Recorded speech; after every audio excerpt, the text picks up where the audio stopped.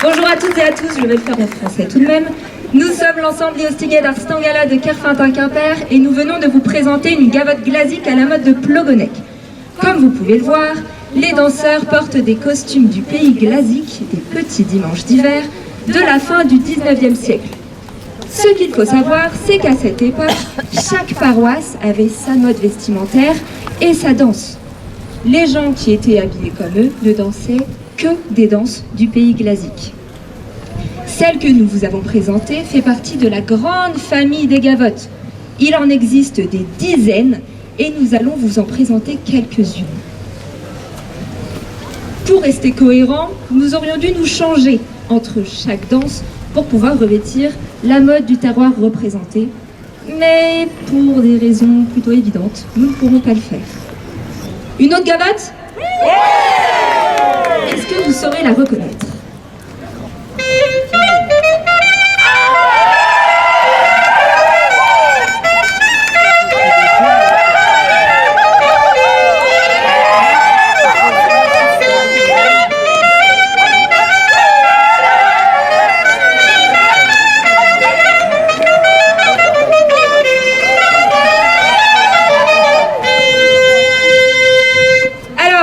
Est-ce que vous avez reconnu cette gavotte? Qu'est-ce que c'est? Est-ce que vous pouvez me dire son nom? Une gavotte de Calanel, j'ai entendu. C'est très bien. Qu'est-ce que vous pouvez me dire sur cette gavotte? Comment elle se danse? En rond. Et elle est accompagnée par des clarinettes. Très très bien. Les danseurs, vous êtes prêts pour une autre gavotte? Allez, soyez attentifs.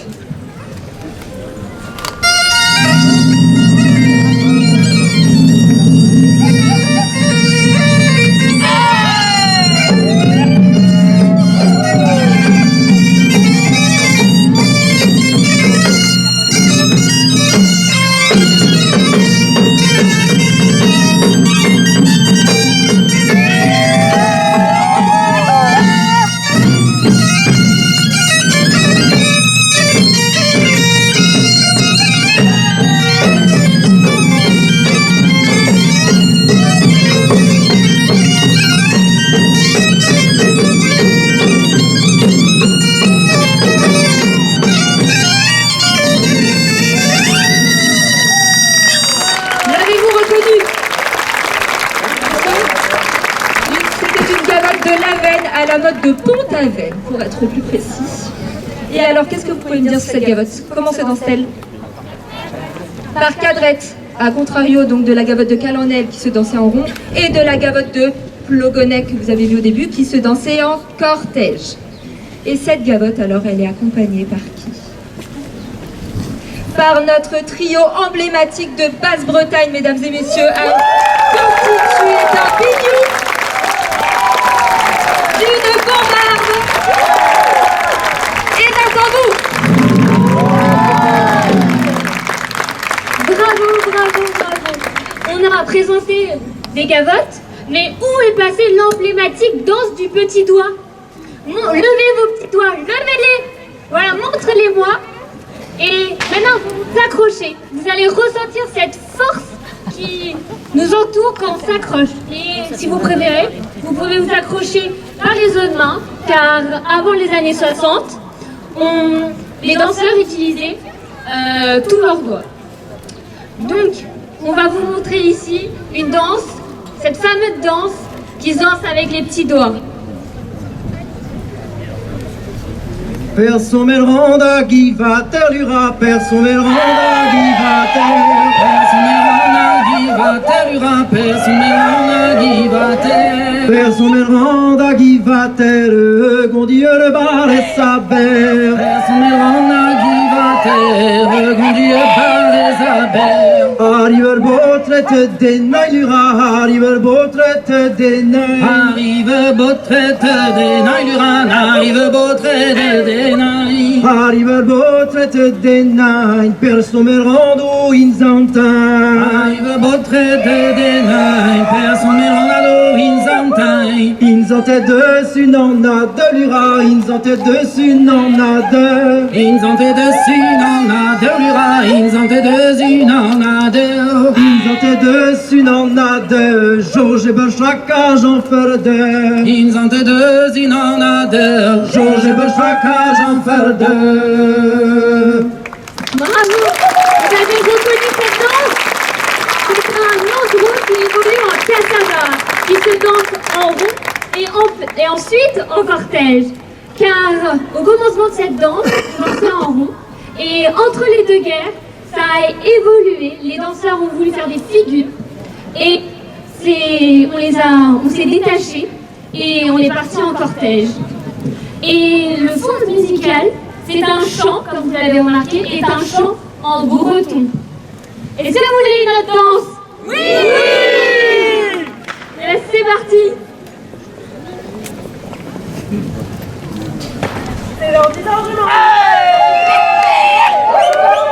C'est dans 10 ans je m'en irai. Un petit tour à l'arrivée, un petit tour à l'arrivée, un petit tour à l'arrivée.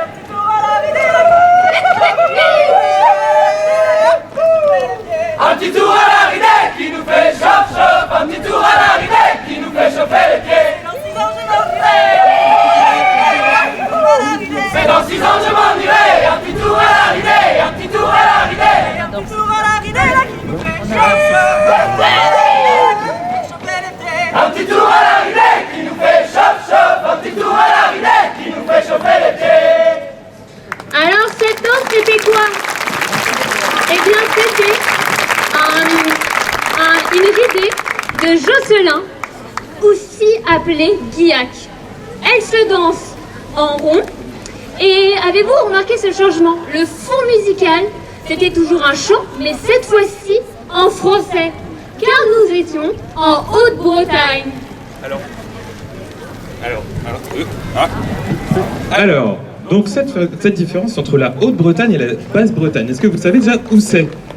La Haute-Bretagne, la Basse-Bretagne. Bon, je vais le faire sur la carte. Je sais pas si vous avez remarqué, il y a un artiste de grand talent qui a dessiné une carte au sol tout à l'heure. Donc, en gros, on part de ici, Loire, on descend tout droit, entre Loudéac et Pontivy, voilà, jusqu'à Sarzeau à peu près, et on prend un petit bout à Bas-sur-Mer ici, pour faire d'un côté la Basse-Bretagne, parce qu'on est plus loin de Paris, donc on est plus en bas. Donc la Basse-Bretagne, où on parle breton, et comme the Bréson, et que nous comprenons les trois. Quand on parle en breton, on comprend pas grand-chose, parce que c'est une langue celtique, qui est plus proche de l'irlandais ou du gallois, et de l'autre côté, ici, hop, on parle quelle langue? Gallo, et c'est pour ça qu'il chantait en français, parce que le gallo est une langue romane. Astour, toute la coterie comprend ce que je cause quand je cause gallo. Bon, donc c'est une langue d'Oïl qui a donné ensuite le français avec les autres langues d'Oïl. Ici, on a tendance à danser plutôt en rond, un peu en chaîne, parfois en cortège, et parfois par quatre également. Et ici, par contre, on a beaucoup plus de cadrettes dansées par quatre, et on a quelques autres formes également. Ce que je vous propose, c'est qu'on passe à une danse de Haute-Bretagne. C'est quoi la ville la plus belle des Côtes-d'Armor? La commune la plus belle des Côtes-d'Armor? Je suis désolé, je viens de Lamballe, donc on va dire que c'est Lamballe. Voilà, et donc on va sur cette commune-là pour découvrir une des danses de ce terroir-là.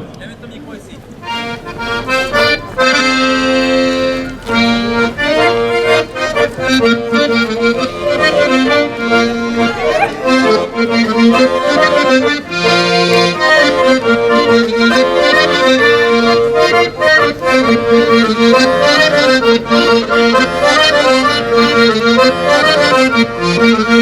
you.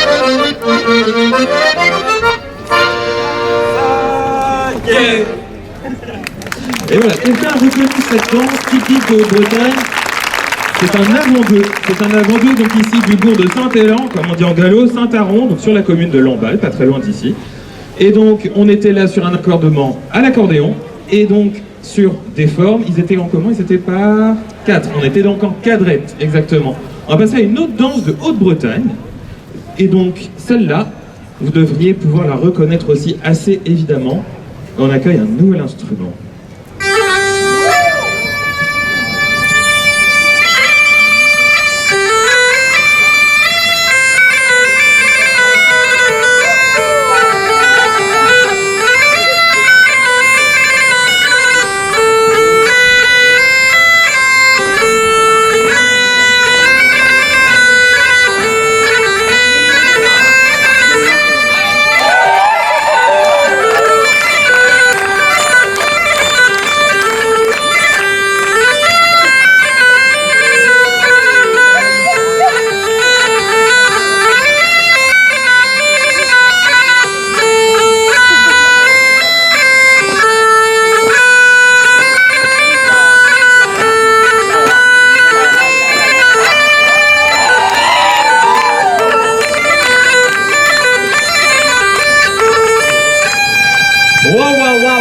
Excellent, merci les danseuses, merci les danseurs, merci Alan qui jouait de la veuve, un instrument qu'on trouve dans le sud de la Bretagne. Quentin, je te coupe la parole, en fait c'est toi de le dire ça, vas-y, continue.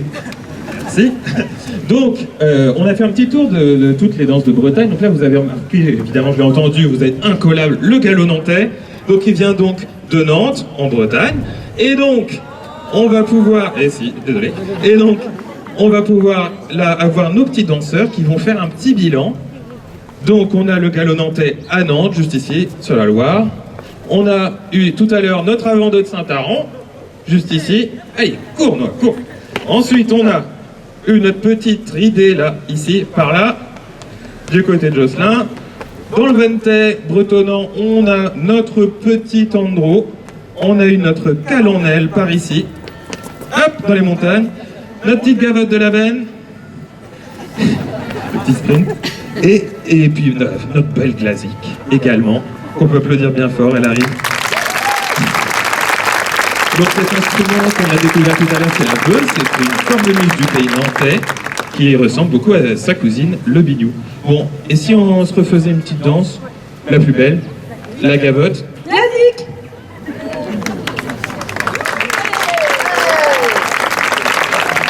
Et pour la gavotte glasique, messieurs, dames, c'est pas nous qui allons danser, c'est vous. On va chercher les gens et on va faire la façon la plus simple, la plus ancestrale. On va apprendre à danser par immersion. Faut bien vous dire que avant que les Stars Celtiques n'existent, eh ben on n'apprenait pas la danse dans des salles des fêtes le vendredi soir après le café. Non, on apprenait par mimétisme, par immersion. Et donc on va vous l'apprendre. Vous n'avez qu'à suivre la musique, écoutez, regardez, apprenez.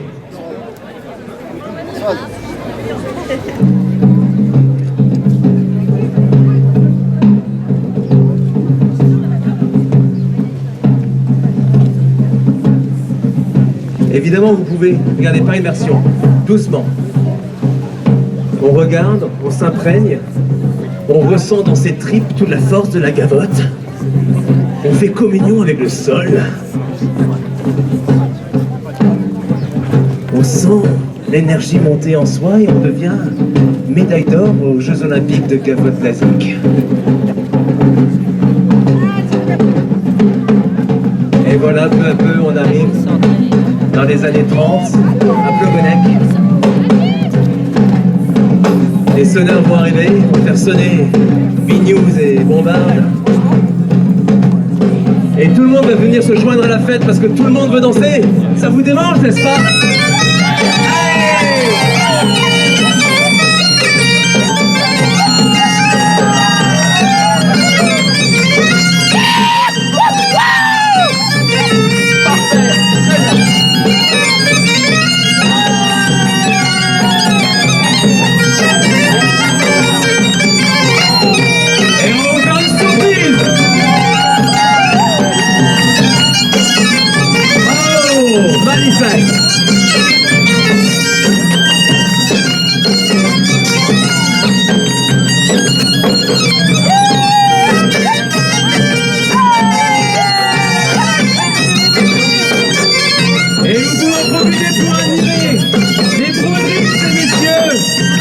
broderie classique. La Bornéden du Suriname, le nom de notre coiffe. Ah. Et on s'éclate.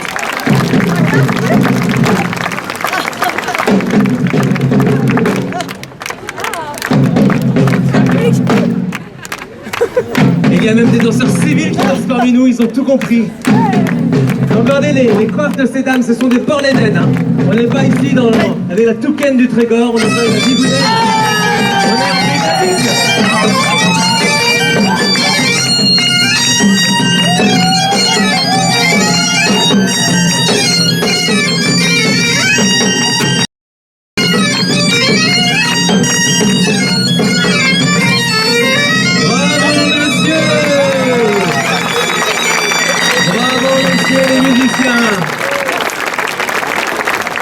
Bravo messieurs les musiciens, le biniou, la bombarde, le couple emblématique avec bien sûr le tambour. Mesdames et messieurs, retournez au centre, n'hésitez pas. Les danseurs, accompagnez les danseurs au centre. Mesdames et messieurs, nous étions le groupe Eostiga d'Arstangala, nous étions ravis d'être avec vous cet après-midi. On vous donne rendez-vous demain pour Piquant de notre cause le matin. Pour Toc Toc l'après-midi, vous avez passé une super après-midi avec tous les autres groupes ici cet après-midi. Messieurs, dames, levez les bras s'il vous plaît, levez les bras et penchez-vous. Bravo, on les applaudit bien fort. Merci à tous et Kenavo, salut.